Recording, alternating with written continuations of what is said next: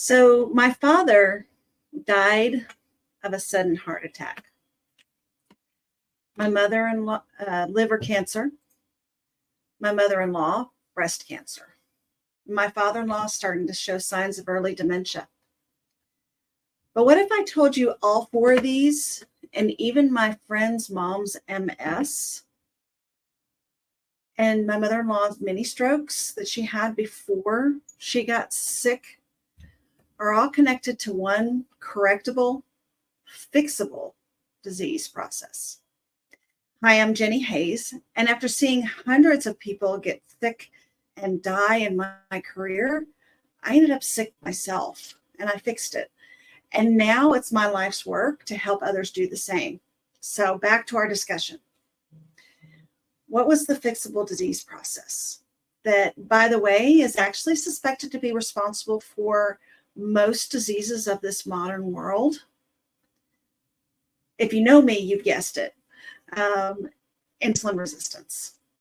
While many of us are familiar with the link between insulin resistance and diabetes, type 2 diabetes, including serious complications like blindness, amputation, heart disease, there's a less discussed aspect of insulin resistance that is equally alarming once you understand what's going on. So what if I told you that insulin resistance could be harming your health right this minute, even without a prediabetes diagnosis, an insulin resistance disease diagnosis, a diabetes diagnosis? So this is the insulin resistance spectrum. Let's take a look at this map. This is the path that we often assume insulin resistance takes. So when we're born, we're processing sugars normally. Our insulin should be normal. We have done studies, there are not we personally, they've done studies and shown that your mother's blood sugar and insulin level does impact your likelihood of becoming diabetic later in life. And so therefore, I would suspect that it also impacts the risks of the non-traditional also. But let's take a look at the traditional path. You have normal insulin response as a kid. At this stage, you're likely taking in a lot more sugar than your body needs. The Pop-Tarts, the cereal, the bread, the toast in the morning, the orange juice, the sandwiches, peanut butter and jelly sandwiches, the ice cream, the cake, you name it. Go through a general day in a kid or a young adult's life, and it is sugar and carb, sugar, carb, sugar, carb, right? They're taking in all of this, but the body can still use it. They know how to use it, knows how to use it and waste it, and it can keep everything in balance with the amount of insulin that it's producing. And there's no signs of disease or problems usually at this stage. In early insulin resistance, the body is actually starting to struggle with keeping up with the amount of sugars and starches you're eating. But unless you get a complicated series of insulin tests, I cannot remember the name of the insulin test. It's something about squeeze. I don't remember. But there's a very, very specific insulin test that can detect it at this stage. Otherwise, you just have to guess. You'll never really know. Then we continue eating all those starches and sugars and crap. And we get to the point where we're actually diagnosable as insulin resistant. So at this point, the amount of sugar and starch coming in, the sugar in our bloodstream, is causing our pancreas, which is where our insulin is made, to have to make even more insulin. And in desperation, the body is going to start storing that sugar away and start to keep it so that it brings it out of the bloodstream, right? It's going to store it in the muscles, the fat cells, and the liver. But your blood sugar levels are still normal most of the time. But you're going to start getting things like skin tags. Women tend to get them under their arms, on their neck or their back, sometimes under the breast. You're going to get weight around your waist, that belly weight that all of a sudden you start getting, and it's like, where did this come from? It could be insulin resistance. Brain fog. Oh my gosh. Not being able to think clearly, not being able to complete your sentences, and then just a general lack of energy, just that kind of ugh feeling. These are all kind of starting to show up, and we dismiss them. We don't know the skin tags are associated with insulin resistance. It's actually a really good picture of cancer, even though they're not cancerous. And we can go into more of that later if you want. But you also may have some other diseases showing up too that your doctor says maybe are inflammation based, but nobody connects the two. Then you're diagnosed with prediabetes. Your body starts to lose the race to keep the blood sugars at normal level. And it's starting to produce massive amounts of insulin to get you back down.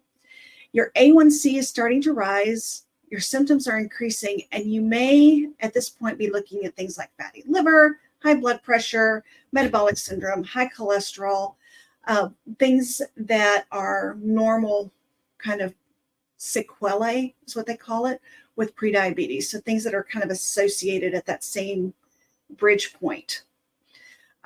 With prediabetes, your A1C, so your A1C is actually a measure of how much sugar's on your red blood cell. Your red blood cells live for approximately 3 months in your body. And every time that they're in the bloodstream with sugar likes to stick to it. Sugar's sticky. We know this, right?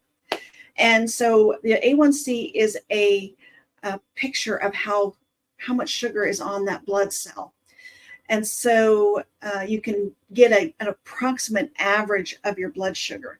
And by the time your prediabetes is diagnosed, your blood sugar is high a lot more than you think it is. If you were to try and spot check it, you might not see it, but it's getting higher after meals, staying high longer after meals, and then you're also having a higher number in the morning when you wake up. That's dawn phenomenon. That's a whole nother training. And eventually, this continues. If you don't make changes, your doctor could put you on metformin at this point, might put you on another injectable, maybe. But if you don't make changes, you're going to continue to advance.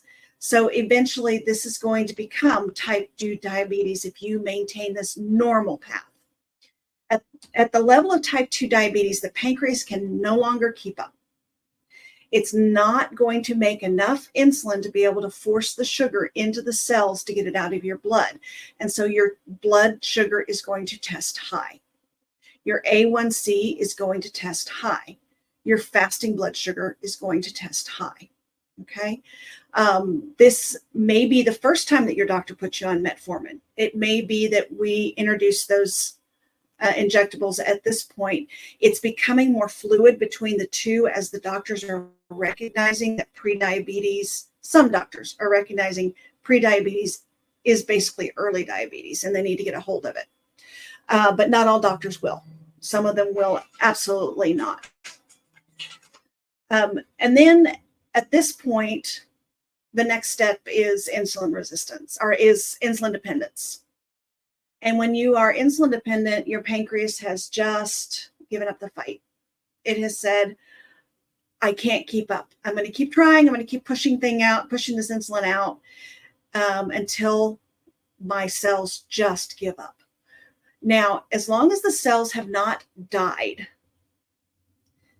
this is even reversible. Okay. So if you are at the point where you are insulin dependent, I don't want you to think that you are hopeless and you can never improve your disease. All right. I have actually seen studies where people as late as 8 years into insulin dependence have reversed their insulin dependence or reversed their insulin resistance and diabetes. So this isn't the end of the road, but this is when the problems start to get obvious. The insulin causes increased weight in addition to the weight you were already putting on naturally. You start having problems from the sugar in the blood causing basically little tears in the vessels. So this is when you start seeing more of the amputations and the vision loss and all of these things that scare the heck out of us, right? And eventually you just kind of gradually decline in health. It just getting worse and worse. You become dependent on either family or end up in a nursing home many times. And you just don't have any energy left. And it just seems like day after day, it's getting worse and worse. No matter how hard you try to take all your medicines like you should and stick to the traditional diabetes diet. Okay. What I have found is that all the people that I thought badly of and lectured when I was a paramedic and assumed they weren't sticking to their doctor's orders were, and they kept getting worse and worse. This is the traditional path that we think of with insulin resistance. But there is indeed another path. So let's talk about that. This is not taught as much in traditional medical settings, and you may not even realize that this is what's going on. So in this path, you basically skip over the steps that are diagnosable. Your pancreas is able to continue creating enough insulin to keep the blood sugars low enough for a much longer time. But insulin is poisoning you. Anything in the world that you get too much of can poison you. I personally went and picked somebody up in the airport one time because they called 911 because she passed out because she drank 2 gallons of water in one day trying to lose weight. And she was probably 130 pounds, maybe. Everything at too high a level is poisonous. And insulin is not just a medication or a hormone that its only job is to put sugar in your cells. It touches so many other processes. It has over 1,000 processes in the human body that it is involved in. So when you get insulin, too much insulin in your body, you're poisoning your body. And so you might skip the diagnosis of insulin resistance. You might skip, at least for a while, the diagnosis of prediabetes. And it could show up as one of these. Okay. So, and I went ahead and this list is not complete by any means. This is just the list that I could come through and actually give a risk factor to them. Because I think it's important for us to understand that even if you're not becoming insulin dependent, it doesn't mean that you have no risk. It doesn't mean you're off the hook. Because, I mean, let's look at this. I mean, okay, so we know obesity is becoming a huge issue. High blood pressure is directly related to insulin resistance, metabolic syndrome. Non-alcoholic fatty liver disease, 1 in 4. 1 in 4. So if you are sitting in an office right now, or if you go out to eat tonight and you look around you and there are 3 other people there, 1 of you will end up with fatty liver. How crazy is that? That's what led to my mother's liver cancer, was fatty liver. And she refused. You know, even Jesus said, you know, he couldn't minister in his own town. People don't listen to you when they know you too well. You know, it's just the way it is. But I mean, things like Alzheimer's, 3 out of every 200, dementia, 2 out of 25. If you work with 25 people in your office, 2 of you are going to end up with dementia. That's scary. If you or anyone you know has had any of these diagnoses, put a comment in there right now and say, yes, I know somebody, or I've had at least one of these. And I guarantee for everybody that watches this, there's going to be a yes. If you don't, if you have never known anybody to have any of these and you don't have any of these, I want you to put a no in there because you are an anomaly. These are way too common. And I tried to do some research on how much they've increased, and it's just really difficult without going into a lot of the epidemiology and research for every single disease. And I didn't want to invest that much time in it. It's not that I don't have the time. I could make it, but I mean, I know for a fact that in the early 1900s, heart attacks did not really exist. Heart disease was so weird, and so was diabetes. It was just odd. I mean, there were maybe 3 or 4 cases in the medical annuals of diabetes in the early 1900s. Hold on a second. My cat turned on the fax machine. Fortunately, it's not hooked up to anything.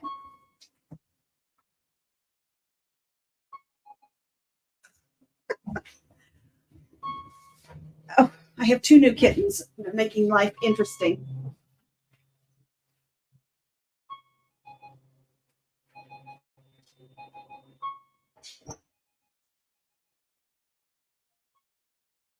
Yes, cancel job. So sorry about that. So anyway, back to what we were talking about. This path here illustrates that you don't have to be diagnosed with prediabetes or diabetes to suffer consequences with insulin resistance. One of the things, and I didn't point it out a second ago, one of the things that I find really fascinating is recently they're doing N of 1 studies, which means one individual who is dealing with an issue is treating their issue, like if it's insulin resistance, and basically eating a diet that's insulin friendly, specifically schizophrenia. When I was coming through school, I was told schizophrenia was irreversible. There was nothing you can do about it. It hits young adults. It's devastating. It basically destroys your life. And the best you could do is medicate. And most people don't like the medications because they make them tired. They make them miserable. It takes away who they are. And there are a handful of people now who have completely reversed their schizophrenia by completely reversing their insulin resistance. Same thing with different forms of dementia. Same thing with fatty liver, psoriasis, eczema. I actually currently have a client who has a glioblastoma, which is a very deadly form of brain cancer. And they've been studying that for a while and find that when you reverse the insulin resistance, that glioblastoma doesn't kill you. Now, don't go without, traditional medical treatment on these things. I'm not giving you medical advice. I'm not saying stop treatment. She's actually getting traditional treatment, and we're working on what she eats. Okay. But there's so many things along the way. My asthma went away when I cured my insulin resistance. My IBS, my early glaucoma, which isn't even on this list, was related to my insulin resistance. So insulin resistance causes inflammation. And our scientists are just now at the point where they're going, oh, all of these diseases, everything you see on this page here is directly related to inflammation. And they're just now starting to make that leap to, oh, it's the insulin possibly creating the inflammation in addition to our natural genetic susceptibility.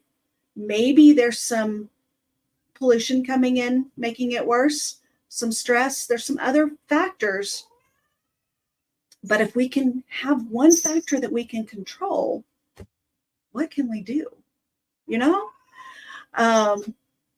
So it's important to understand and recognize these signs early, or at least as early as you can, and understand some of the underlying issues.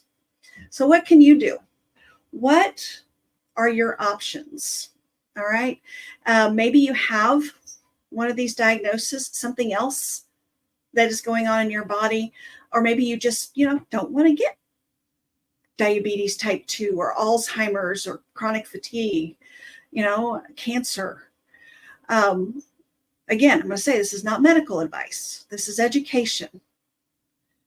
The good news is, though, is that you can do something. And it starts with food.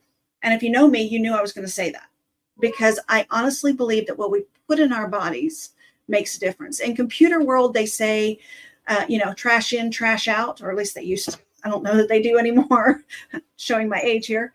But when you eat junk, your body can't use it. You are what you eat. If you eat junk, you are junk. So you need to be eating an insulin-friendly diet, something that is low in starches, sugars, the highly processed foods, and avoid seed oils when at all possible. That's, again, a whole nother lesson on seed oils. If it's a choice of eating better foods but still having some seed oils, then I'd rather you have mayonnaise on your lunch meat than not be able to afford pasture-raised sliced turkey with, $7 mayonnaise. Okay. So it's a level of grades. We always deal in good, better, best, right? An insulin-friendly diet, low in starches and sugar is, and you have to get rid of some of those processed foods. So that's where the good level is. Better is when you get rid of those seed oils. Best is when we can do more pasture-raised, more natural, to the earth kind of things. But even just pulling sugar out of your diet can make a big difference. Even just addressing the starches, taking small steps can make a big difference. It's about making choices that support your body's insulin response. And there's other things we can do too to support our body. We talked a little bit about mindset. We talked a little bit, well, actually, I don't think we did talk about stress relief, which is super important. Sleep, vitamin D, vitamin K. There's so many different steps we can take, but those are the 20%, and diet is the 80%, right? So Pareto's rule, 80-20. Now, there's a lot of diets out there that claim to help. Some do. But you want to make sure whichever diet you choose is one that not only is sustainable, but addresses your particular challenges, your particular lifestyle, your particular schedule, and the way your body interacts with foods. There are people out there who have reversed their insulin resistance with a vegan diet. If I did that, it would kill me. I was white as a sheet when I ate vegan. I had no energy. I was sick as a dog. I need meat. I made a vegan soup or vegetarian, because it had feta cheese in it. And it was good, but it was like, I need some meat in this. So, just because it works for somebody else doesn't mean it's right for you. You have to find what works for you. You need to learn the science behind it. And I see this when women come to me and they're like, I've tried everything, nothing works. I've tried keto, I've tried low carb, I've tried vegan, I've tried vegetarian, I've tried Weight Watchers, I've tried, which, by the way, Weight Watchers now is pretty much just an Ozempic outlet, is what I understand. I haven't dealt with them in a long, long time, but that's what one other person I follow was saying. So be careful if you go to Weight Watchers to make sure that you are dealing with food and not drugs. But if you've tried it all, you've tried it all as it was set up for somebody else, not as it was set up for you. Okay. And that's the trick, is, maybe it is a mindset thing. Maybe you need a little brain spotting, but more than likely it's just that diet wasn't built for your body. So if you're looking for guidance on how to create a plan that's tailored to you, I'm here to help. I do offer a free insulin resistance strategy call. I just put the link down there. It's super easy to remember. We can work together, develop a strategy for you. The purpose of this call is value.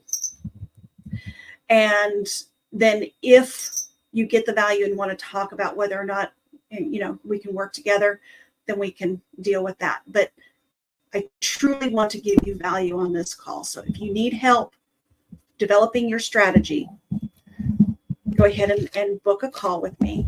Because you got to remember that the path to better health really starts with understanding, but it doesn't begin until you take action. So you can watch all of these videos. You can be up on all of the information on the internet. You can even have degrees in this. But if you don't do anything, you'll never change anything. And you do have the power to change the course of your health and your journey. So give me a call if you want. If you don't, then I thoroughly encourage you to dive into the research. And as you're researching, try the things out. Treat it like an experiment. This is a chance for you to learn about your body and possibly prevent all of those things that are on the screen, in addition to reducing your risk of diabetes. Wishing you health and happiness. I hope you have an amazing